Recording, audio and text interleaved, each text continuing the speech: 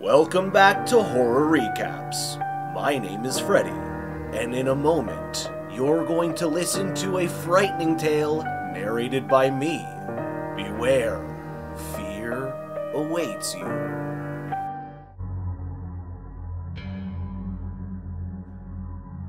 The film begins with a family of four on vacation having a barbecue with some friends, while the parents converse about life and how quickly their children are growing up and enjoying the kitchen. Andrew, a teenage boy, decides to explore the canyon with two other teenagers named Stephanie and Michael. After warning the children to be cautious, the parents discuss Bear Grylls for a while. The three children investigate and state that the place can be scary. Nevertheless, Stephanie says that her brother Michael is autistic and does not understand fear like others. Thus, Andrew tells Michael about how the Grand Canyon was haunted and how mythology told of spirit world guards who once resided in trees and would one day return to destroy the planet. However, Michael is not scared at all. In fact, he is curious to know more. Andrew then gives him his watch because he has noticed that Michael has been staring at it for some time. Andrew proposes to continue their journey, but Michael wants to stay. As a result, Andrew and Stephanie then decide to continue their exploration. Soon after, Michael accidentally drops Andrew's watch and jumps off a rock to retrieve it, only to fall inside the Grand Canyon. Inside, Michael, who was unharmed, crawls and reaches a spacious cave. Further on, he finds black rocks with marks in the center and hides them in his backpack. Michael's mother, Bronnie, notices Andrew and Stephanie returning. Soon after, Michael also leaves the cave and returns to his family. On the return trip, Michael continues to stare at the Grand Canyon. The next day, Peter and Bronnie try to make love, but are disturbed by a knock at the door and the barking of a dog. When Bronnie comes downstairs, she notices that someone has left the tap water running. She suspects Michael, but when she confronts him, he claims it was Jenny and not him. Meanwhile, Michael remains staring at the wall. Michael says that Jenny is his friend and is standing right in front of the wall. Bronnie then tries to talk to her daughter, but Stephanie yells at her mother not to invade her privacy and closes the door. When the mother returns and finds Michael eating breakfast, she finds the faucet open again. Peter tries to grab Michael's backpack, and the boy starts barking. Bronnie claims it is a new hobby of his and tells him not to touch the backpack. Peter and Stephanie are about to leave for work and school, and the man states that there is a smell in the house. Later, Michael plays hide-and-seek with his mother, hiding in plain sight under a blanket. When his mother finds him, Michael tries to scare her, and then they laugh. Michael and his mother then go grocery shopping, and the boys run off to the balloon area, causing Bronnie to worry. The mother buys him 2 balloons, and then they go home. Later, Michael is coloring while his mother works on the computer. Suddenly, she hears banging in the attic. Bronnie goes to check the attic and tries to turn on the light, but it doesn't work. Then she notices the presence of someone inside and finds Michael, startling her. When the woman asks Michael how he got here, he replies that Jenny brought him here. The light bulb then goes off and she goes downstairs with Michael. Peter is at work, and his supervisor introduces him to a new employee. Later, Peter and Stephanie return home. Bronnie complains that she and her husband spend little time together, but Peter states that he is working a lot. Later that evening, Bronnie overhears her father discussing business and wandering around the house. The scene shifts to Stephanie, who is taking a shower. Suddenly, she feels someone's presence, and when she comes out, she's surprised to see handprints on the mirror. She rushes to Michael's room, threatening to destroy his toys. Michael claims it was Jenny who entered the room, but Stephanie screams that Jenny does not exist. Bronnie breaks up the argument and beats her daughter. Peter goes to talk to Stephanie, and the girl complains that they don't take care of her brother and let him do whatever he wants. Then Stephanie orders him to leave because he has to study. That night, Michael stays awake and continues to stare at the wall. In the process, Stephanie wakes up and sees handprints on his comforter. Ignoring it, she goes downstairs to have a snack and is startled by a microwave hit. The next day, Peter and Bronny wake up to find Stephanie sleeping in their room. In addition, Stephanie says that Michael keeps going into her room and leaving footprints. Meanwhile, the dog keeps barking, and we find that it is the neighbor's dog. Later that day, Bronny goes to Stephanie's room and discovers a handprint on the blanket. Also, she smells a bad odor and perfumes the room. When Stephanie returns from school, she goes to her room and vomits into a container. In the process, Bronny is watching her and discovers that her daughter is suffering from anorexia.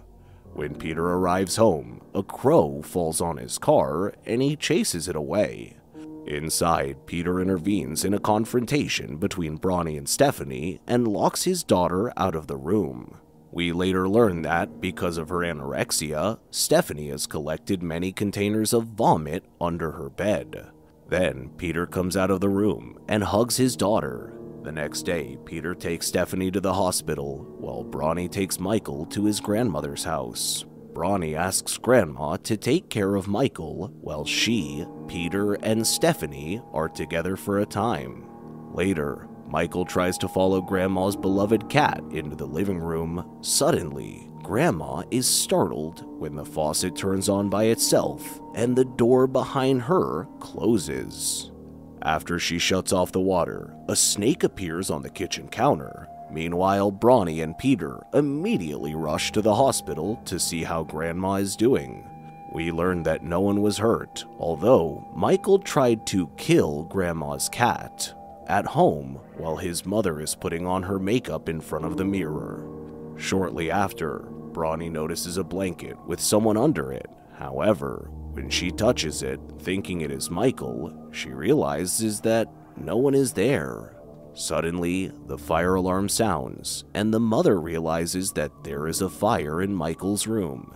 In the meantime, Michael's in the hallway holding a box of matches. When Peter learns of this, he becomes fed up with his son's situation and believes that he has become dangerous. Suddenly, we hear noises coming from the large burning area of Michael's room. Later that evening, while Peter's on the phone for work, he hears a strange noise in the garage. When he goes to check, the garage door is open, and Peter closes it. He then re-enters the house, notices that the office door is open, and closes it. He is then startled by the television turning itself on and turns it off. In the process, we observe Michael lining up rocks in his room and hears something coming from the charred wall. Bronny, lying in the bathtub, is also startled when she hears a loud noise. The next day, Peter and Bronny discuss the strange incidents that happened to Michael. Thinking there is something strange going on, Bronny does an internet search on the Anasazi Native Americans. These Native Americans thought that devils were connected to rocks, and that if these were stolen, they would be connected to young children, causing the onset of darkness. The only way to get rid of them is to return the rocks to their original places, but this time by someone who's not affected by the events. The woman then sends the video to Peter, who reads an article about how evil spirits prey on autistic youth. In the process, Peter's boss surprises him as he enters the office. In the next scene, Bronny goes to the grocery store and buys some vodka and toys for Michael. That evening, Bronny and Peter go out to dinner with Peter's boss and his wife. They converse about business for a while. Then, the boss's wife mentions the supernatural, and Bronny joins her. Meanwhile, at home, Michael wanders off while his sister listens to music. He then sees Michael playing with rocks while staring at the burn spot. Meanwhile, Bronny starts talking about her son's situation, embarrassing Peter, so he says they have to go home. Bronny and Peter argue when they get home because she talks about the problems at home with others. When Bronny enters the house, she goes to find Michael. She finds her son smeared with black fingerprints and with blood in his mouth. Peter checks him and does not notice any wounds. Later that night, Bronny wakes up to the sound of Michael counting. She then walks down the hallway and discovers that their Grand Canyon family photo has been destroyed. She then notices a wolf walking in front of her. Bronny walks to Michael's room and finds him staring at the wall. Inside, Bronny asks who he is talking to. Michael states that he belongs to the people of heaven. When she asks where they are, he states that he is behind her. Bronny screams and wakes up because it was all a dream. In addition, Peter and Michael wake up as well, as does Stephanie. Suddenly, the neighbor's dog appears and attacks Stephanie. Peter rushes outside, yelling at the neighbors about what the dog did. Bronny and Peter take Stephanie to the hospital, while Michael is fascinated by a movie about things exploding. When Peter returns home, he discovers that the neighbor's dog is muzzled. That evening, Michael continued to play with his rocks. After asking if Jenny is there, his hands emerge from the large burn spot on the wall. In the process, Bronny and Peter argue. She sobs and confronts him about their relationship. Peter packs his bags and asks his supervisor for time off, telling him about the strange events at home. Peter continues his investigation of the supernatural creatures and reviews the video Bronny provided him, discovering that hauntings cause rifts between loved ones and the whole haunting narrative. Bronny gets drunk at home and sobs while looking at family photos.